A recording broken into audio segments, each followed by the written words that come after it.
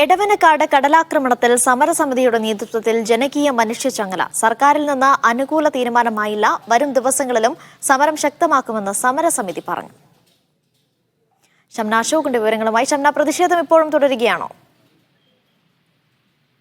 ഈ ജനകീയ മനുഷ്യചങ്ങല തീർത്താണ് എടവനക്കാടുള്ള ആളുകൾ ഇന്ന് പ്രതിഷേധിച്ചിട്ടുണ്ടായിരുന്നത്. നേരത്തെ തന്നെ സർക്കാരുമായുള്ള ഒരു ചർച്ചയിൽ വലിയ പ്രതീക്ഷ എടവനക്കാടുള്ളവർക്ക് ഉണ്ടായിരുന്നു. പക്ഷേ തങ്ങളുടെ ആവശ്യങ്ങൾ അംഗീകരിക്കാൻ തയ്യാറായിട്ടില്ല എന്നുള്ളതാണ് അവിടെയുള്ള ആളുകൾ വ്യക്തമാക്കുന്നത്. ടെട്രോപോഡ് സ്ഥാപിച്ചുകൊണ്ട് നിലവിലെ കടൽ കയറ്റം തടയണം എന്നുള്ളതാണ് പ്രധാനപ്പെട്ട ആവശ്യം.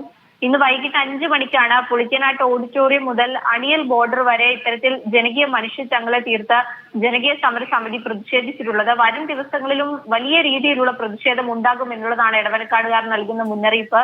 ടെട്രോപോഡ് സ്ഥാപിച്ച് എത്രയും വേഗത്തിൽ പരിഹാരം കാണണം എന്നുള്ള ആവശ്യത്തിൽ ജനകീയ സമരസമിതി ഉറച്ചു നിൽക്കുകയാണ്. അതുകൊണ്ട് ഇനി റോഡ് സ്തംഭിച്ചുള്ള സമരം വരെ, അതായത് നേരത്തെ ഈ കലക്ടർ കണ്ട അന്ന് തന്നെ അവർ വ്യക്തമാക്കിയിട്ടുണ്ടായിരുന്നത് ഇനി പൊതുഗതാഗതം ഉൾപ്പെടെ തടഞ്ഞുകൊണ്ടുള്ള സമരത്തിലേക്ക് പോകും എന്നുള്ളതാണ്. അതായത് നഗരം മുഴുവൻ സ്തംഭിച്ചുകൊണ്ടുള്ള ഒരു സമരത്തിലേക്ക് പോകുമെന്ന് മുന്നറിയിപ്പ് നൽകിയിരുന്നു. അത്തരത്തിലുള്ള പ്രതിഷേധം വരും ദിവസങ്ങളിലും ഉണ്ടാകും എന്ന് സൂചന നൽകുന്നതാണ് ഇന്ന് വൈകിട്ട് നടത്തിയിട്ടുള്ള ജനകീയ മനുഷ്യചങ്ങല.